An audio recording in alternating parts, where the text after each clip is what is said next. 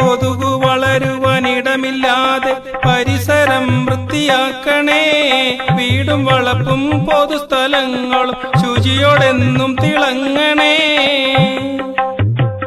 മഴയെത്തും മുൻപേ നമ്മുടെ വീട്, നമ്മുടെ സ്ഥാപനം, നമ്മുടെ പൊതുസ്ഥലം, നമ്മുടെ പരിസരം മഴയ്ക്ക് മുൻപേ കൊതുക്, എലി, മറ്റു രോഗാണുക്കൾ വളരുന്ന സാഹചര്യം ദിവസവും പരിശോധിച്ച് ഇല്ല എന്ന് ഉറപ്പുവരുത്തുക. കുപ്പിച്ചിരട്ട, പ്ലാസ്റ്റിക് കപ്പുകളിട്ടു മൂടിയ പ്ലാസ്റ്റിക് ഷീറ്റുകൾ, മുട്ടത്തോട് പോലും കൊതുകിന്റെ വളർത്തു കേന്ദ്രമതോർക്കണം. വെള്ളം കെട്ടിക്കിടക്കുന്ന സാഹചര്യം തീർത്തും ഒഴിവാക്കുക. മാലിന്യങ്ങൾ വലിച്ചെറിയാതെ സുരക്ഷിതമായി സംസ്കരിക്കുക. മഴക്കാല പൂർവ്വ ശുചീകരണ പ്രവർത്തനങ്ങളിൽ പങ്കാളികളാവുക. ഡെങ്കിപ്പനിയും ചികുൻകുനിയ, എലിപ്പനി, പിന്നെ മഞ്ഞപ്പിത്തം, പകർച്ചവ്യാധി, പെരുമഴയുടെ പഴയ കാലമതോർക്കണം. ഞായറാഴ്ചകളിൽ ഉണക്ക ദിനം അഥവാ ഡ്രൈ ഡേ ആചരിക്കുക. ഏതു പനിയും ഡെങ്കിപ്പനി, ചിക്കൻ ഗുനിയ, മലമ്പനി, എലിപ്പനി എന്നിവയുമാകാം.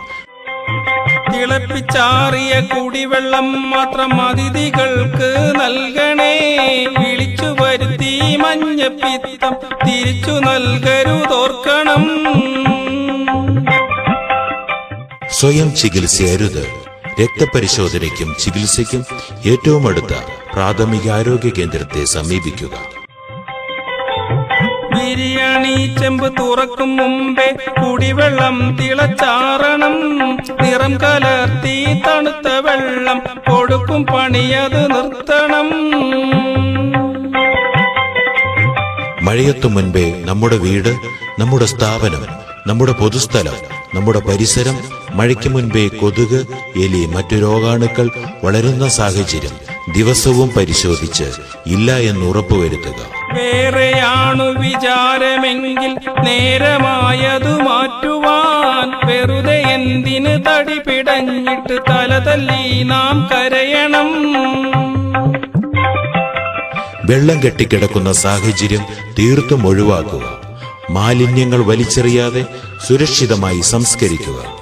മഴക്കാല പൂർവ്വ ശുചീകരണ പ്രവർത്തനങ്ങളിൽ പങ്കാളികളാവുക. കൊതുകു വളരുവാനിടമില്ലാതെ പരിസരം വൃത്തിയാക്കണേ. വീടും വളപ്പും പൊതുസ്ഥലങ്ങളും ശുചിയോടെന്നും തിളങ്ങ